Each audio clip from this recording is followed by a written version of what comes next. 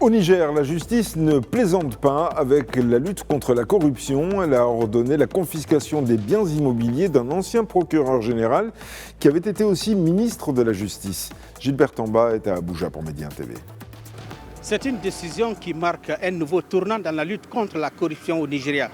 La Haute Cour fédérale d'Abuja a ordonné la confiscation définitive des 48 biens immobiliers attribué à l'ancien procureur général et ex-ministre de la Justice, Aboubakar Malami. À l'origine de cette procédure, la Commission des crimes économiques et financiers, IFCC. L'agence estime avoir démontré que ces propriétés ne pouvaient pas avoir été acquises grâce à des revenus légalement déclarés.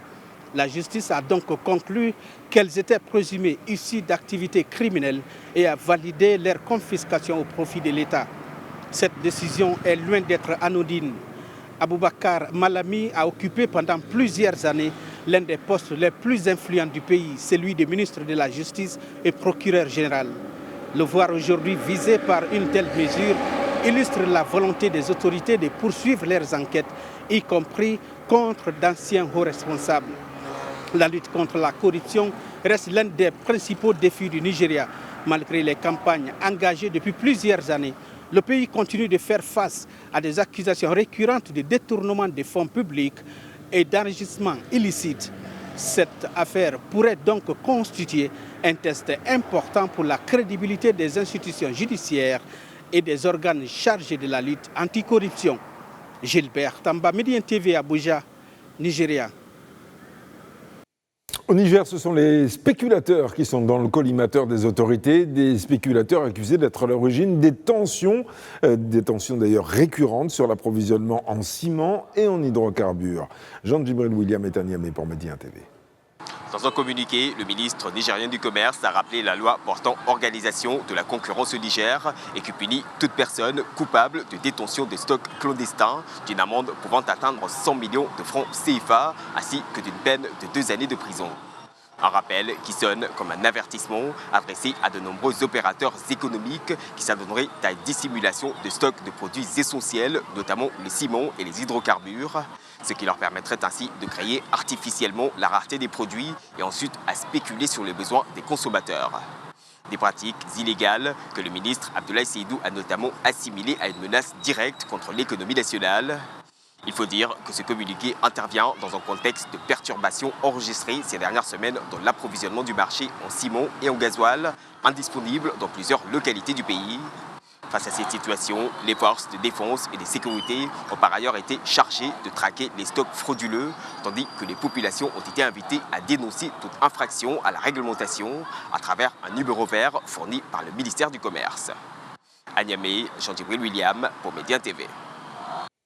Et puis au Sénégal, une enseignante chercheuse fait l'admiration du pays. La scientifique s'illustre en effet aux États-Unis dans l'intelligence artificielle. Olivia Bossal est à Dakar pour Média TV. Ici au Sénégal, nous parlons de l'intelligence artificielle avec en vitrine Adji Bousso Dian, une scientifique sénégalaise qui a fait rayonner son pays à l'échelle mondiale. Elle a été sollicitée par les Nations Unies aux côtés de 40 autres scientifiques et experts de premier plan de toutes les régions du monde pour mettre à contribution ses connaissances sur l'intelligence artificielle. L'équipe en question a longuement mené des recherches sur le sujet et après plusieurs mois de traitement, le groupe de chercheurs a finalement livré sa copie en début juillet au gouvernement présent lors du premier dialogue mondial des Nations Unies sur la gouvernance de l'IA. La rencontre s'est tenue les 6 et 7 juillet à Genève en Suisse. Le test offre la toute première évaluation scientifique mondiale et indépendante des opportunités, des risques et des impacts de l'IA. Peut-être là une façon d'essayer d'encadrer l'utilisation de l'IA considérée comme une arme destructrice en devenir. Mais en attendant d'y arriver, on va rappeler que l'IA est considérée et présentée aujourd'hui comme la révolution du 21e siècle.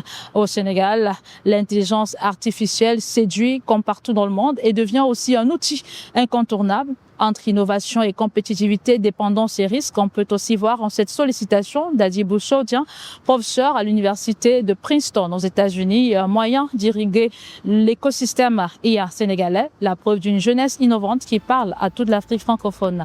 À Dakar, Olivia Bossal pour Medi 1 TV.